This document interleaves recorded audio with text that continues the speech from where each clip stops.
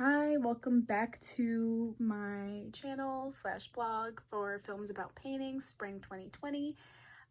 Today I will be discussing Simon Schama's documentary on Caravaggio, and based off what I learned through this documentary, I will be answering the question of what I consider to be the most interesting painting by Caravaggio and why, how it was made, and how does it control your eye when you look.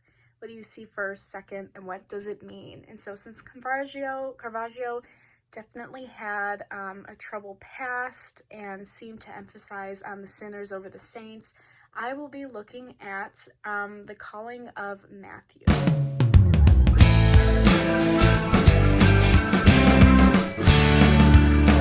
Now, the reason I chose the calling of Matthew to be the most interesting painting that I saw in this documentary is because, as Simon Schama states, the commission originally for the calling of Matthew, and this is from the documentary, called for big architectural settings, the martyr with his eyes rolled to heaven, the martyr being Matthew, casts of hundreds angels on clouds, and now Caravaggio knew he didn't want any part of that. But he didn't know what to do instead, so blocked, he turned to the scene for the other wall. Somehow, when he thought about the calling of Matthew, a light went on. Why? Because he was a sinner, not a saint. End quote. So, this intrigued me because Caravaggio kind of took influence from his own life, from his own experiences, just being at the bar with a group of buddies, and he himself knew he was a sinner, and that he knew that his life wasn't perfect. His life was not angelic. And I like that he depicted Matthew as not being this angelic person, but was someone that could still be saved in a way. And so the fact that he chose one of those card rooms where, people were gambling, people were up to bad things, to be the setting for the calling of Matthew really intrigued me, because that is just such a modern take on probably one of the oldest stories ever told.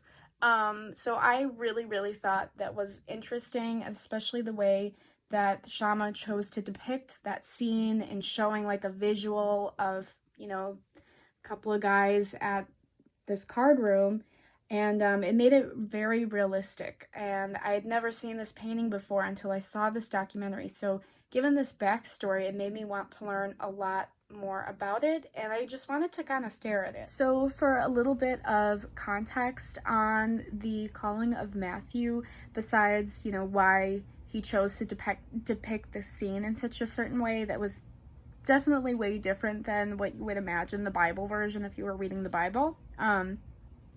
But this was created in 1600, and it was oil on canvas, and he was commissioned to do so, and according to artbull.com, this was executed for the left wall of the Cantorelli Chapel in the French Church of San Luigi dei Francesi in Rome, and it was commissioned by Cardinal Matteo Cantorelli because he had saved for years to pay for the direct decoration of his chapel with the scenes from the life of St. Matthew, which was his namesake. So that's just a little bit of background of why it's Matthew. And then we see here that it is oil on canvas, as opposed to how we saw Michelangelo do frescoes on the walls of the Sistine Chapel. So now I will flash up a picture of the painting of the Calling of Matthew, and I will be answering when I look, what do I see first and second, and what does it mean to me as the viewer?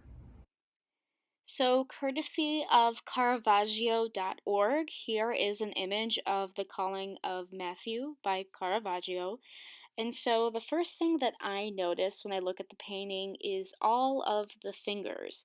As we know, there is Jesus on the right side with his back turned to us, but what we see the most of him is his hands, as well as St. Peter's hand pointing to Matthew, as well as the hand at the table pointing to Matthew. And so it's all three of these hands all kind of directing you exactly where you need to be looking.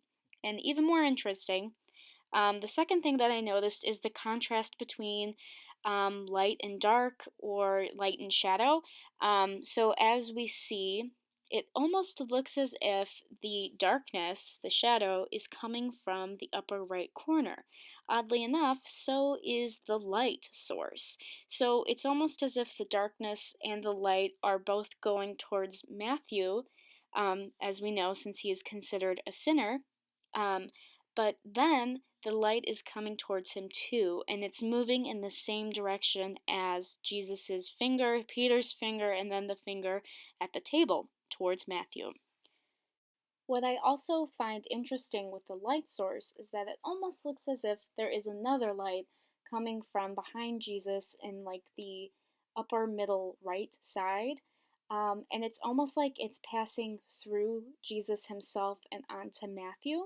So there is like a second light source, and it's just further showing that um, even in this darkness, these two lights shining on him, on Matthew, overpowering that darkness, that, it's saying that even sinners can be saved too. And I think that's a really powerful message in making Matthew look vulnerable and making him more human, more relatable.